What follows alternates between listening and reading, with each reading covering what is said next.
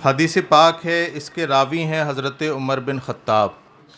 وہ بیان کرتے ہیں کہ بینما نحن عند رسول اللہ صلی اللہ علیہ وسلم ذات یومن، کہ ایک دن ہم نبی پاک صلی اللہ علیہ وسلم کے پاس موجود تھے۔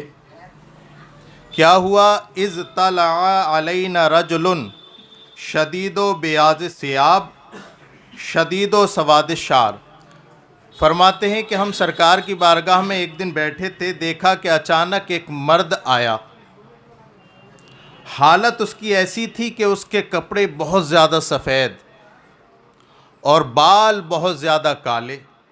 پھر کیا ہوا؟ لا یرا علیہ اثر السفری، اس کے اوپر سفر کے اثر نمودار نہیں تھے، یعنی اگر وہ سفر سے آیا ہوتا تو کپڑے بھی میلے کچیلے ہوتے اور بال بھی گرد آلودہ ہوتے۔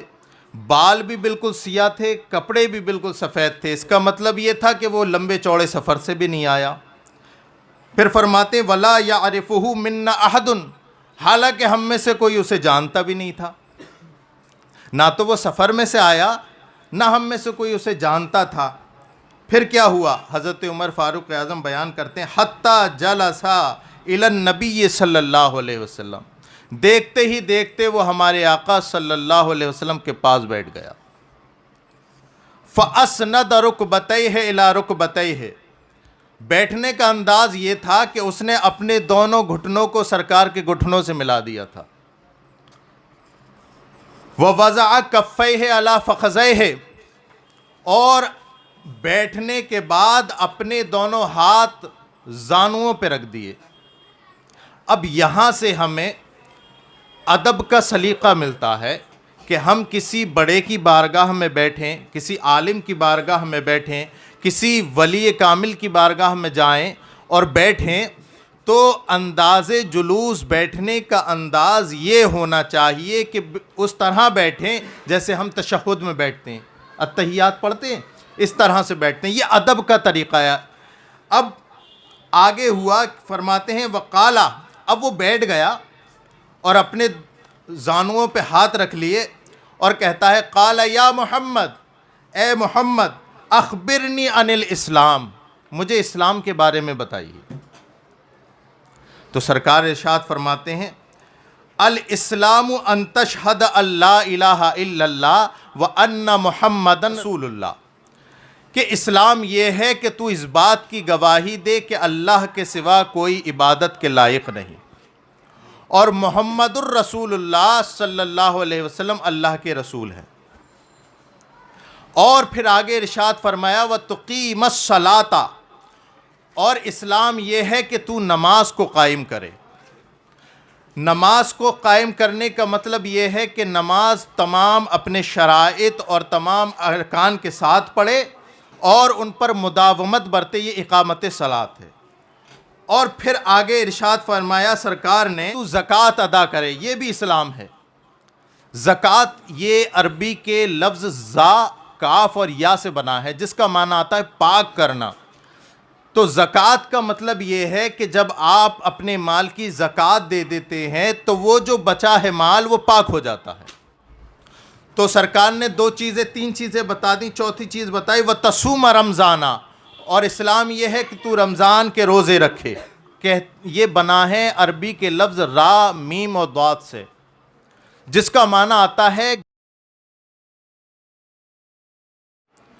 تو رمضان کو رمضان اس لیے کہتے ہیں کہ انسان بھوک اور پیاس کی شدت سے جلتا ہے۔ اور دوسری وجہ حنفیہ کرام نے یہ بیان فرمائی کہ رمضان کو رمضان اس وجہ سے بھی کہتے ہیں کہ اس میں روزہ یہ گناہوں کو جلا کے راکھ کر دیتا ہے، اس لیے اس کو رمضان کہتے ہیں۔ وَتَحِجَّ الْبَيْتَ إِنِ اسْتَطَاعَ إِلَيْهِ سَبِيلًا، اور آخری چیز یہ ہے کہ تو اللہ کے گھر کا حج ادا کرے اگر تو اس کی استطاعت رکھتا ہے۔ جب اتنی بات سرکار نے اس سے کہہ دی تو اس نے کہا صدقتا، تم نے سچ کہا۔ اب حضرت عمر فاروق اعظم بھی بیٹھے تھے تو کہتے ہیں فَعَجَبْنَا لَهُ يَسْأَلُهُ وَيُصَدِّقُهُ، ہمیں بڑا تعجب ہوتا تھا کہ وہ سوال بھی کرتا تھا اور پھر یہ کہتا تھا کہ ہاں ٹھیک کیا کہا آپ نے۔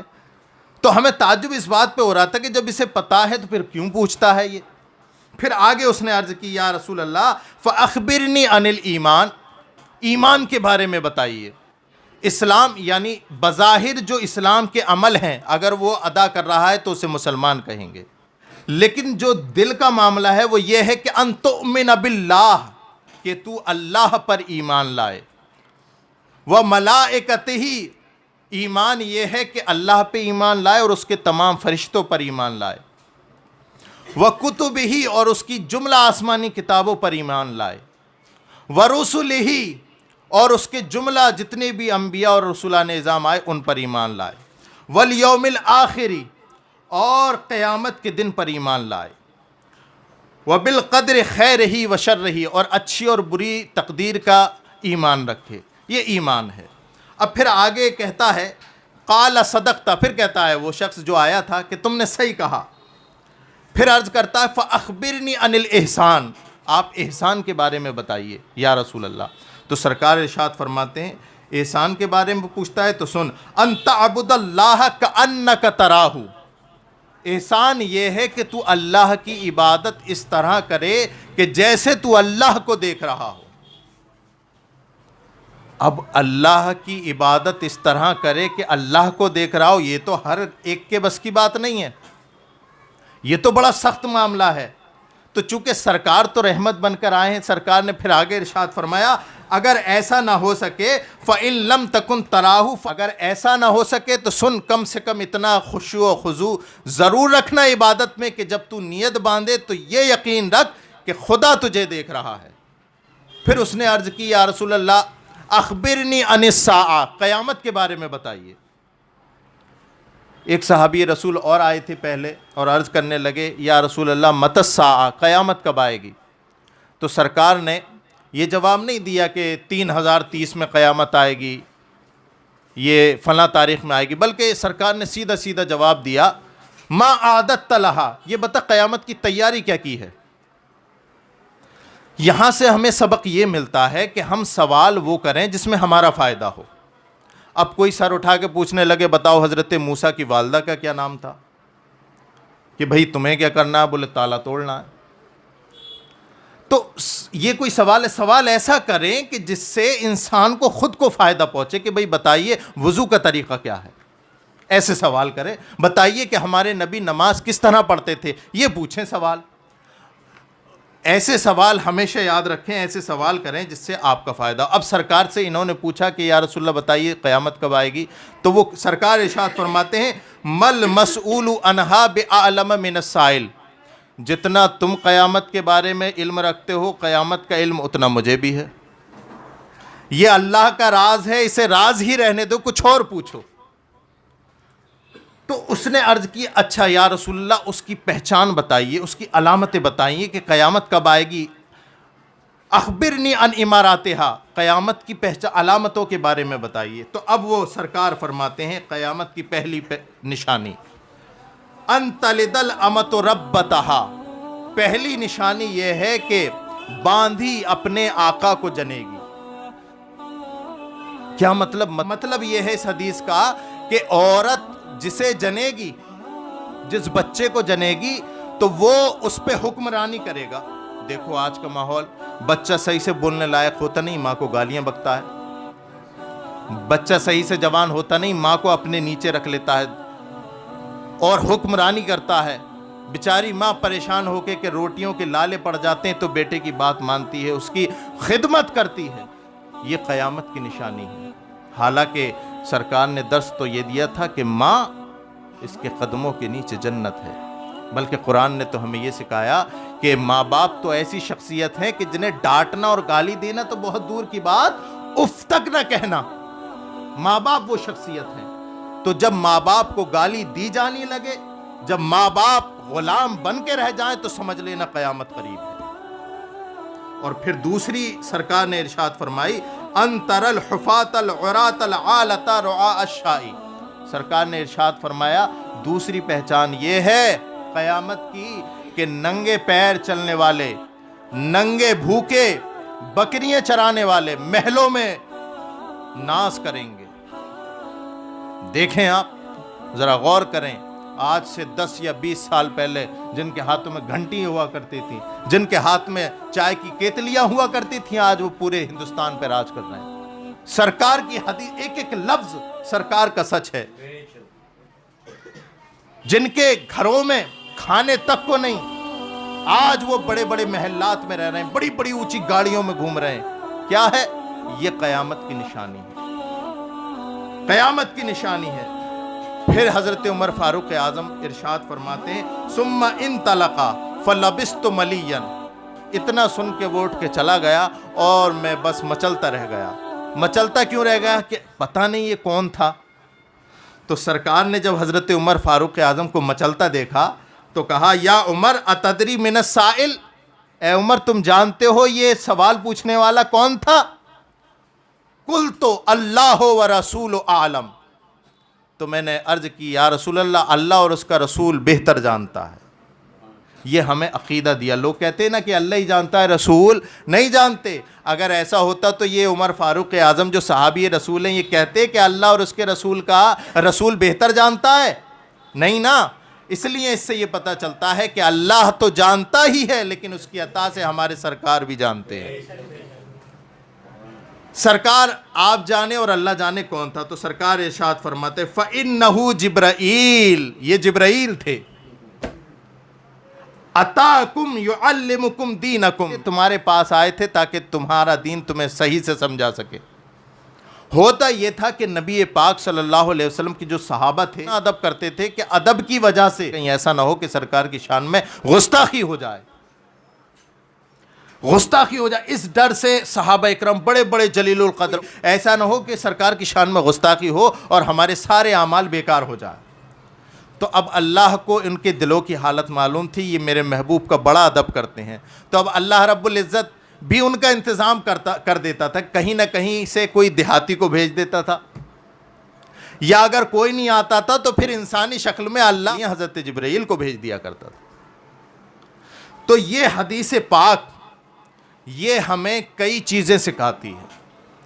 اسلام کیا ہے وہ بھی پتہ چل گیا، ایمان کیا ہے وہ بھی پتہ چل گیا، احسان کیا ہے، اس طرح سے عبادت کریں ہم اور آپ کہ حاضر ہوں اللہ کی بارگاہ میں تو یہ عقیدہ رکھیں کہ اللہ ہمیں دیکھ رہا ہے۔ اس سے فائدہ کیا ہوگا؟ اس سے فائدہ یہ ہوگا کہ جب ہم یہ سوچ لیں گے نا کہ اللہ ہمیں دیکھ رہا ہے تو پھر دماغ میں جو ہے وہ جو فطور شیطان ڈالتا ہے وہ نہیں آئیں گے، کیونکہ انسان کے سارے حساب نماز میں ہی لگتے ہیں۔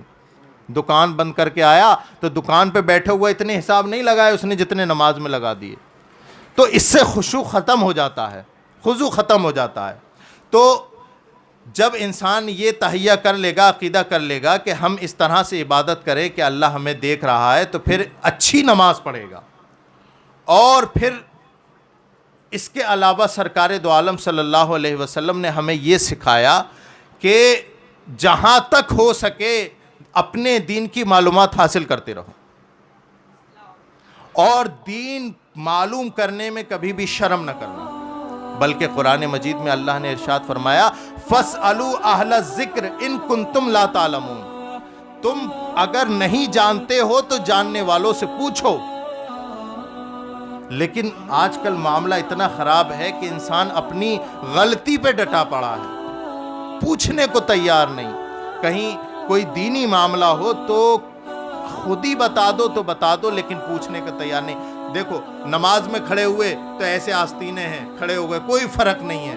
سرکار فرماتے ہیں کپڑا جو موڑ لیا جاتا ہے اس سے نماز نہیں ہوتی، موڑ کر کے کفے صوب اس سے نماز نہیں ہوتی، لیکن لوگ احتیاط نہیں کرتے اس کا۔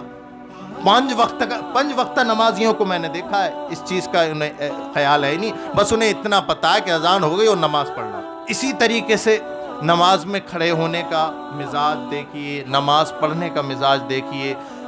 اپنے آپ میں سدھار کب پیدا کریں گے ہم اور آپ؟ کوئی ایک حد تو ہوگی نا کہ صاحب اس عمر میں کر لیں گے، سیکھیں، پتہ نہیں زندگی ہمارے ساتھ وفا کرے کہ نہ کرے۔ ہم نے نمازیں تو پڑھی لیکن نماز بیکار ہے۔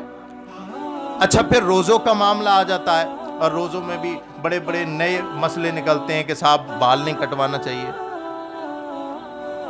حالانکہ اس کی کوئی وہ نہیں ہے قید، روزے میں بال بھی کٹوا سکتے ہیں۔ اسی طریقے سے سرما لگانا یہ بھی سنت ہے، روزے میں بھی لگا سکتے ہیں۔ مسواک کرنا یہ سنت ہے، روزے میں بھی کر سکتے ہیں۔ اسی طریقے سے انجیکشن لگوا سکتے ہیں، چاہے نس میں لگوائیں یا ویسے لگوا سکتے ہیں۔ اور اگر آپ کو روزہ ٹوٹے گا نہیں، اور اگر کوئی بیماری لاحق ہو گئی ہے اور بلڈ سیمپل دینا ہے تو خون بھی دے سکتے ہیں، روزہ بھی نہیں ٹوٹے گا۔ تو میرا کہنے کا مقصد یہ ہے کہ بھئی جو اصل مسائل ہیں وہ یاد نہیں ہیں، اور جو شریعت میں کہیں سے کہیں تک ہے ہی نہیں ان پہ ڈٹے پڑیں کہ نہیں اس سے روزہ ٹوٹ جائے گا، اس سے روزہ ٹوٹ جائے گا، اس سے روزہ ٹوٹ جائے گا۔ تو یہ ذرا لمحہ فکریہ ہے، ہم اصلی دین سیکھیں۔ آج ہم کیوں پریشان ہیں؟ آج بہت برا حال یہ ہے مسلمانوں کا کہ مسلمانوں کے بہت سارے ایسے لوگ ہیں جو بیچارے صبح کو جاتے ہیں، شام کو آتے ہیں، انہیں پتہ ہی نہیں کہ ہمارے رسول کا نام کیا ہے۔ صحیح بات بتا رہا ہوں میں، انہیں نہیں پتا کہ ہمارے رسول کا نام کیا ہے، اور صحیح سے کلمہ تک یاد نہیں۔ نہ جانے کتنے میں نے نکاح پڑھائے، صحیح سے کلمہ تک یاد نہیں۔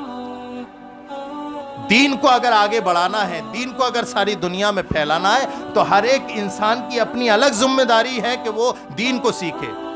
سرکار ارشاد فرماتے ہیں کلکم راعٍ وکلکم مسئول عن رعیتہ، کہ تم میں سے ہر ایک ذمہ دار ہے اور کل قیامت کے دن تم سے تمہاری ذمہ داری کا سوال ہو جائے گا۔ تو اپنی ذمہ داری کا خیال رکھیں اور دین سیکھیں۔ جو معلوم نہیں ہے، جو جانتے ہیں ان سے پوچھ لیں، اس پہ ثواب بھی ملے گا اور آپ